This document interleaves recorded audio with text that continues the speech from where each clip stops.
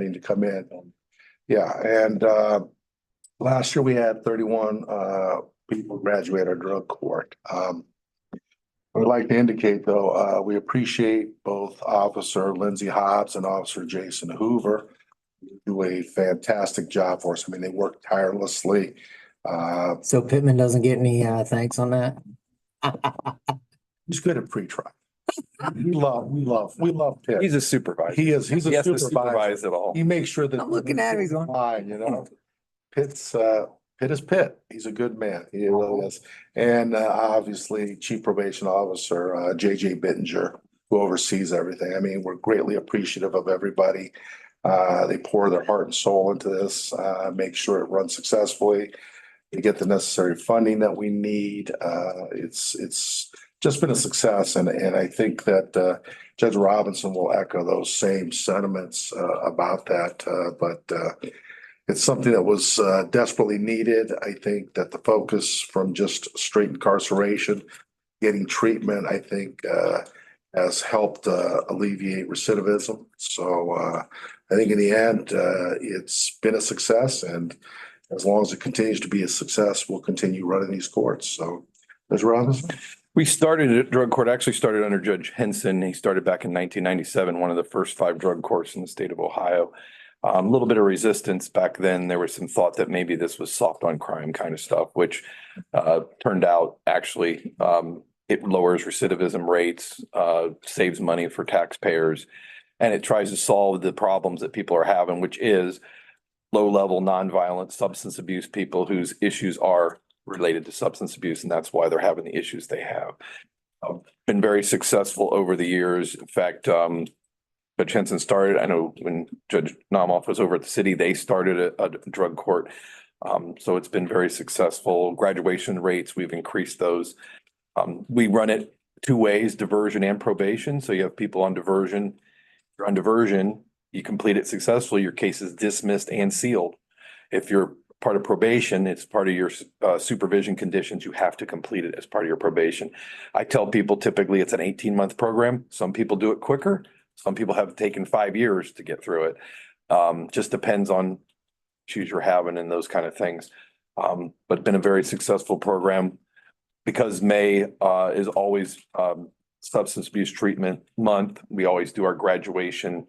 And so as Judge Nomoff said, we're doing that May 16th, 2024 at 3:30 p.m. We've invited the commissioners, we've invited other city officials and dignitaries to come to that at the Life Celebration Center. And that's our one meeting that we do in May with all of our drug court people. I do know that Chief Bittinger has some stats that he'd like to go over. Gentlemen, thank you. Thank you, Judge. I think you guys understand what our drug court officers actually do. It's not just, sitting in the office from 8 to 4, letting the offenders come in, visit them, and then leave them. They're out in the field all the time, day, night hours, weekend hours. And I pulled up some stats in the last year from May 1st to May 1st. The officers had over 10,000 contacts with these offenders. That's just the drug court offenders. It's not counting all our entire office. We'd run over 66,000, I think, contacts last year. Of those, nearly 4,000 of those are out in the field. They're going to their house, they're going to their work, they're checking them in treatment places. So it's not like they're just, sitting here in your office, letting them come see them. The officers are out in the field all the time, so they're actually getting out there, meeting them where they're at, so to say, so they're seeing their families, families are either a big help or a big hurt to the success of some of these offenders. They get out there, they get to meet the offenders. They also performed approximately 3,000 drug tests last year, just drug court people. And with that, there was nearly 2,500 of them were negative tests. So staying on top of the people, we had, just shy of about 450 positive tests, but out of 3,000, you're talking, a very small percentage per se of drug offenders, drug users that are actually testing dirty because the officers stay on top of them and help them out with what they can do. Everybody thinks probation is about hailing them and jail them and trying to just throw them in jail. And that's not what the judges do. That's not what the officers are doing. They're actually out there trying to make the community safer, make the offenders more productive in their community, work with them that way, so. Just a great benefit. As our judges have not only just drug court, we also have the reentry court. So it's a twofold thing here, that we were running specialty dockets upstairs. Jason Hoover recently took over as our specialty dockets coordinator, where he was just doing drug court. He's now doing drug and reentry. And they all just kind of fit in because we're very similar to each other. So I don't know if Jason, anything wants to add? Yes, sir. Congrats on the extra responsibility. Thank you. We obviously, we realize this is a very successful court, and we've, prepared or actually have a proclamation for you declaring the month of May 2024 as National Treatment Court Month. And it celebrates the promise of recovery and restoring hope to drug court graduates and their families, recognizing the practitioners and participants who make drug courts work, which also includes you, Mr. Pittman, and the significant contributions that drug courts have made and continue to make in reducing drug usage and crime. And we have signed it this 9th day of May, 2024. Who wants it? Should probably give it to, Probation. Who wants it? Jason Hoover. Yeah. Don't go away because you're gonna have questions. Right? You got Coordinator. questions? Yeah. Okay, and Al will probably have questions as well. I've got a question before we get into the media. I just had a good friend's daughter pass away from drug abuse. She was 58 years old. Wow. Locally. He was shocked. I don't know but what are the age ranges, if you can estimate, that have attended drug court? Because I was shocked that somebody that age is. It runs the gamut, Commissioner. I mean, we have them as young as 18 when they're first adults. I've had people in their late 60s come into our drug court. So drug addiction is not defined as drug addiction could be different variables. With the opioids, some people are nothing more than getting into an accident, work-related issue, prescribe some medications, and then they become addicted. So when it starts and who it affects, it just runs the gamut. We don't have anything in particular where we could say 18-year-olds or 30-year-olds. It's all over the board. I think most of our court, at least my court, because I have half and Judge Nomlop has about half. Most of mine would be 18 to 34 would be the kind of most of the people. I did have a grandmother who got talked into using by her granddaughter. And so that was a situation where it was somebody who had never tried anything in her entire life. And then as her granddaughter got older and got into it, she decided, well, I'll try it too. So it's not a lot, but we do have some older 50s and 60s in there, but it's, for the most part, it's 20s and 30s. Thank you. Katie? How long do you track these folks after they graduate? Do you keep in touch with them at all? Track their progress? I don't know, Officer Hoover, I know once they've graduated, they're usually off probation at that point. Now, maybe if we ever see them again. And that's what I was gonna say, if they reoffend, then of course we do. There's nothing. University of Cincinnati did do a research project a few years ago where they actually went out and contacted all the people that had graduated from drug courts, and that was across the state. Locally, we don't do anything official. We do have quite a few people that do come back 6 months, a year. Even I've had people that have been 5, 6, 7 years ago have come back, and just to show how well they have done. So, but there's nothing officially tracked. A lot of times we'll invite a speaker back who completed it successfully, come to our graduation ceremony just to kind of talk about their journey and how it worked for them and the fact that they've been able to be sober for 5, 6, 10 years. And if they can do it, the other people can do it. Because it's always been a little bit difficult for somebody who's never done those kind of drugs to be able to tell them, oh, you should just stop using. It's a lot easier to have somebody who says, I was where you were one time and now look where I am. So I think we don't see a lot of the people come back. There's some that we see that come back, but for the most part, the ones that graduate we don't see them reoffending. Thanks. That it, Katie?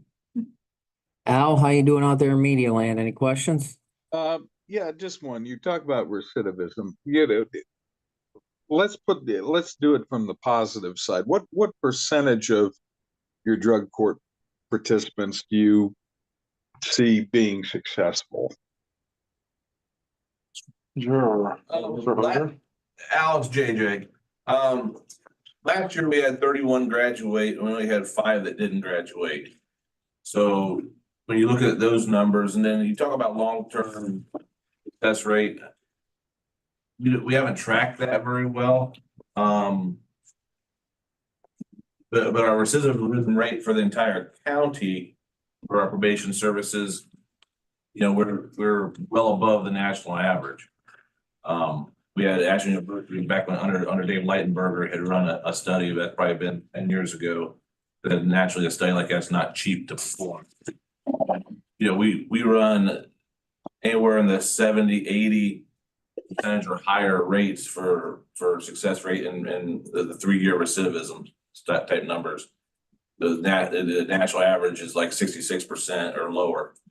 So our numbers are always considerably higher than that. But I base a lot of that based on how the officers supervise the offenders rather than just being in the office, being out in the field. But they actually have a hard number. I don't have a hard number other than what our success rate was last year. Why do you think yours is higher than the national average? Success rate, the way the officers are out monitoring offenders. A lot of probation departments across the state of Ohio are Monday through Friday, 8 to 4:30. They don't go out and do a lot of field work. They don't go out and check on the offenders out there. And I think that our officers don't care. Number 2, they're out there and actually getting involved. They used to joke when I was still a field officer, used to joke with one of the families that they would have lunch or dinner table prepared and they'd leave a spot for me just because we were that comfortable. But you get into it and like I said, you got to meet them where they're at and get out there with them and see how they are. That also gives the officers the opportunity to see what maybe that offender specifically needs or just a blanket type of supervision.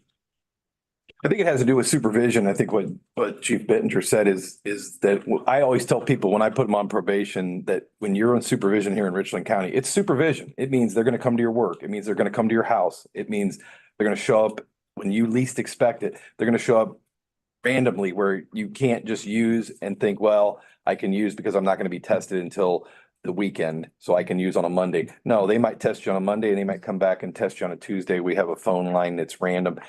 A lot of people will say, Judge, I'd like to transfer my supervision to one of the bigger cities. And I know why they want to do that. It's because the supervision there, as JJ said, might be 8 to 4. You don't have to worry about anybody coming to your house on a weekend. You never have to worry about someone coming to your house or coming to your work. And you only go see your officer once a month. And sometimes it's call-in only. Ours are, if you're supervised in Richland County, you're going to be supervised. But I always tell those people, well, if you're being supervised outside of Richland County, it means you're not in Richland County.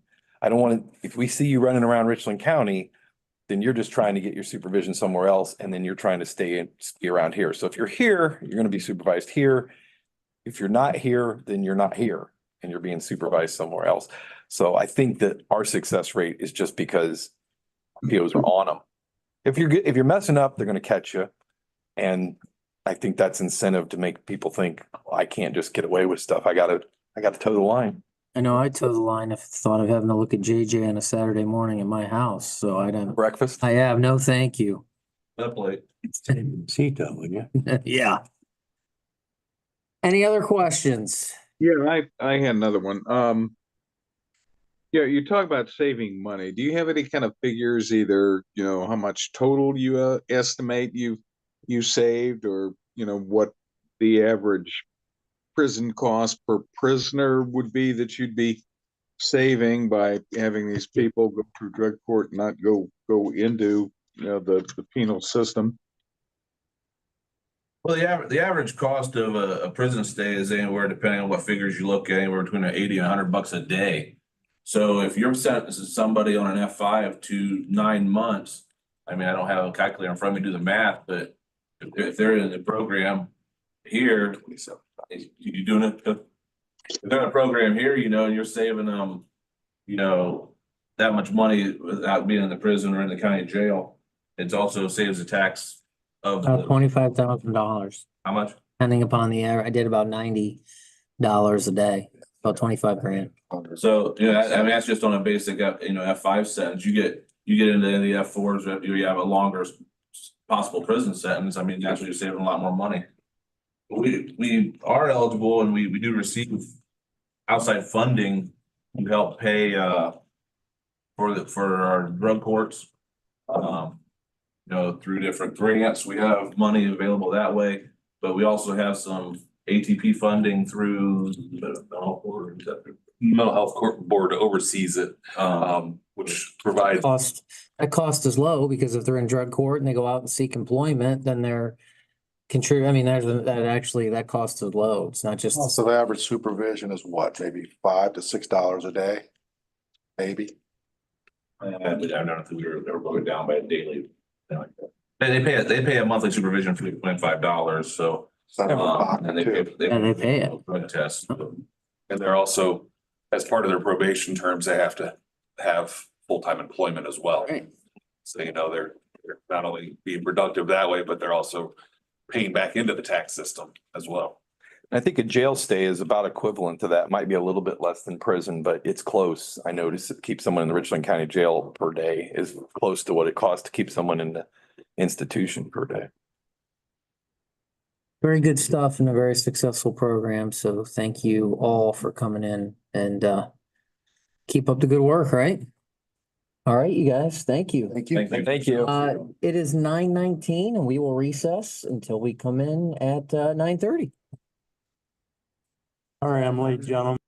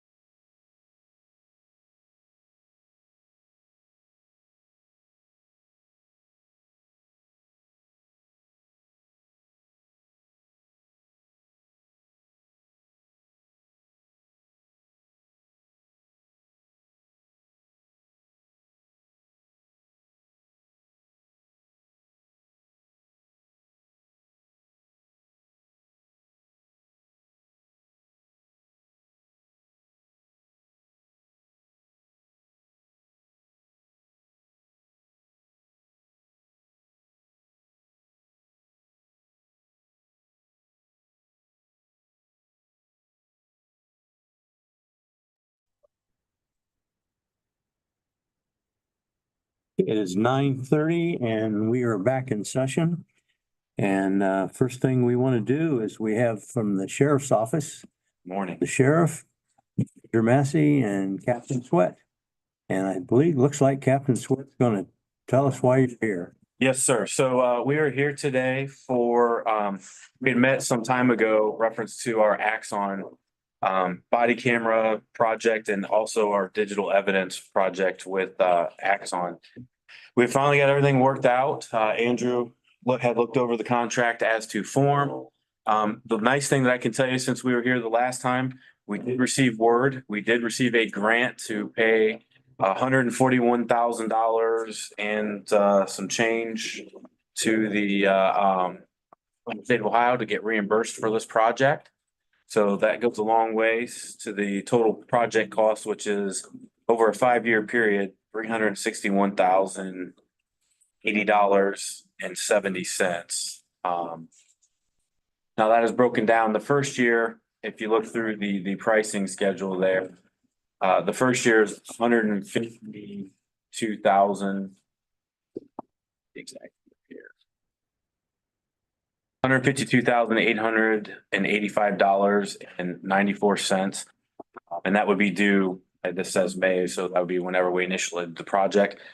We have, with the money that the commissioner's office already approved for our 5-year expenditures when we had asked for this project to be approved in this year's budget, that money, which is approximately $54,000 for the LE side and $12,000 for the correction side, so transport can also have the body cameras. With that $66,000, we have money in our revolving fund and also our crime lab fund that we can pay the remainder of the upfront without having to ask the commissioners for any additional money. And then once the reimbursement comes back from the state, we would reimburse those funds with that money to cover that cost. Reducing our yearly cost from $66,000 to, as you can see, year 2 is $49,000, year 3, $51,000, and then all the way up to the last year in 2028 would be $55,098.96. So obviously that's reducing that down from the $66,000 that would have been with the money that we received from the state to help pay for, almost half of the project. So, again, it's broken down here yearly. The other thing that we did at Andrew's request, we front-ended the equipment costs at the beginning of the contract for if an unforeseeable event happened and we canceled the contract with Axon, which we have no anticipation at this point or reason that we would knowingly do that. But if it did happen, then Andrew has, wisely asked us to protect the county's interests, where it would be just returning and canceling the services at that point, and there would be nominal monies to get out of the contract if something would happen. We would have to do that in the future.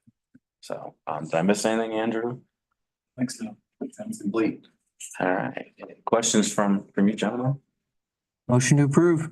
Let me ask a quick question. So just to quickly summarize, this covers the equipment, license, data storage. This is everything. This is Everything. complete turnkey package to the point where we also have a refresh as part of this. So halfway through the contract, they will replace our equipment and we get the newest, whatever version of that is. And then at the end of the contract, when you would go to the next, if you continue after the 5 years, you would get another refresh at that. It covers all the data storage, So unlimited. unlimited. Second. Sir. Yes. Commissioner Barrow, Yes. Commissioner Mears.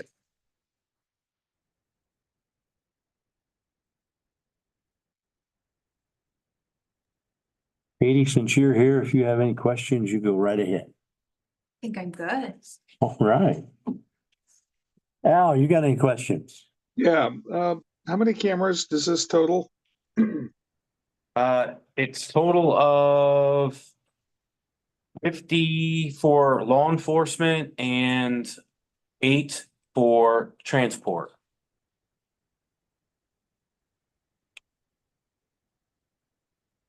Okay, and that pretty well covers everybody then? Yes, sir. Okay, that's all I had. Thank you. Thank you, gentlemen. Thank you. Just call me sheriff and we'll let them know. Stacy, do you want me to just leave this copy or did you? I got one for him. Okay, perfect. I'll get it to you. Thank you, gentlemen, as always. Thank you. Appreciate all your help. Coach, All right. For keeping us safe. Okay. Now we'll move on to other. And can we get a motion to certify the record of proceedings for May 7th? So moved. second, Thanks. Yes. yes, Here's Yes. Okay. We approve the requisitions. So moved. second, And Commissioner Banks. yes. yes, Mears.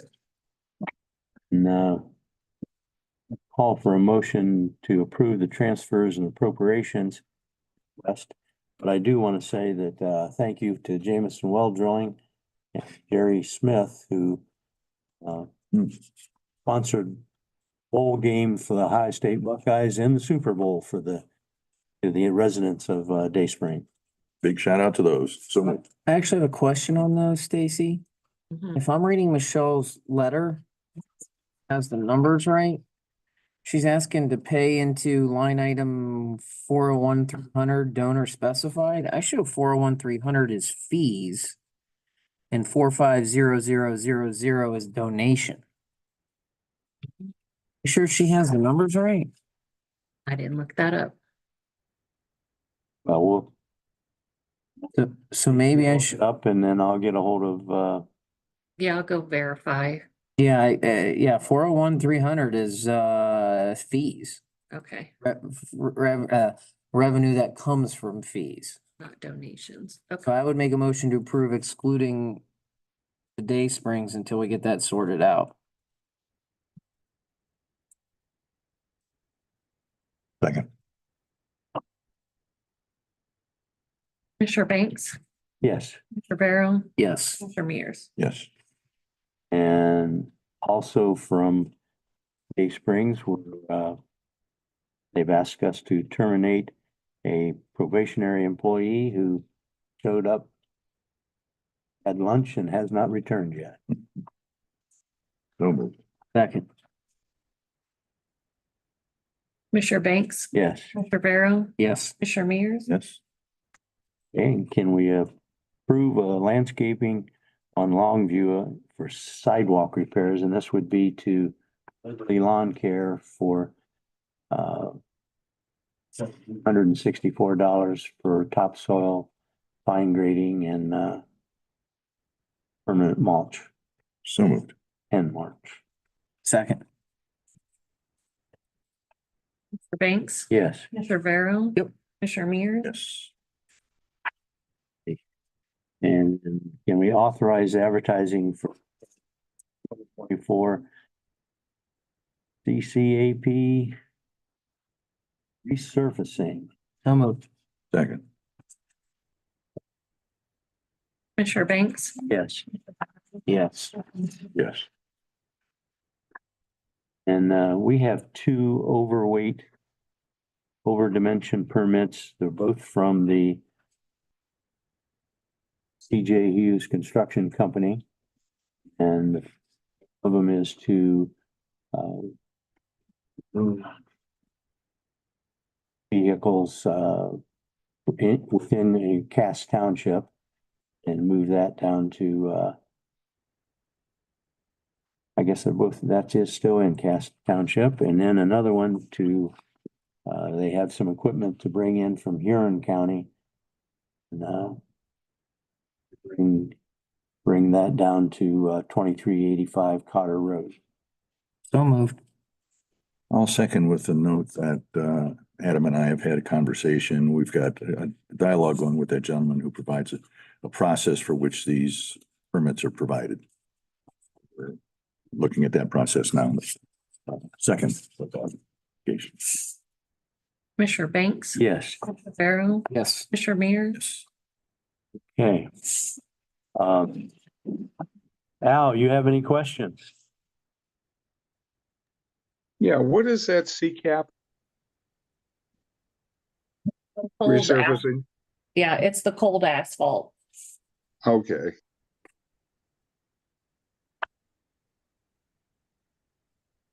Okay, that's all I needed. Thank you. Katie, you have any questions? I'm good. Okay. All right, in that case, any other business, gentlemen?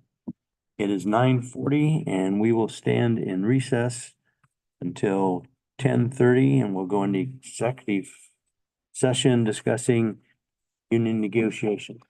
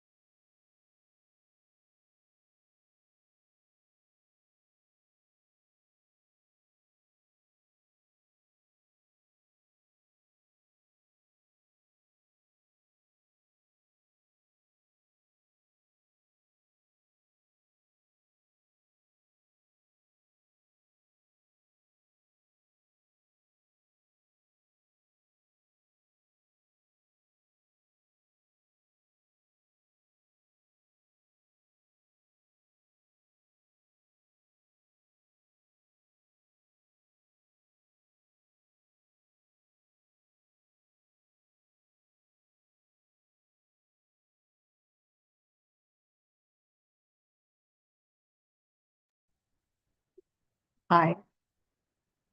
It is 10:30. And can I get a motion to go into executive session for the purpose of union negotiations? Second, Commissioner Banks? Yes. Commissioner Vero? yes. Mr. Mears? Yes.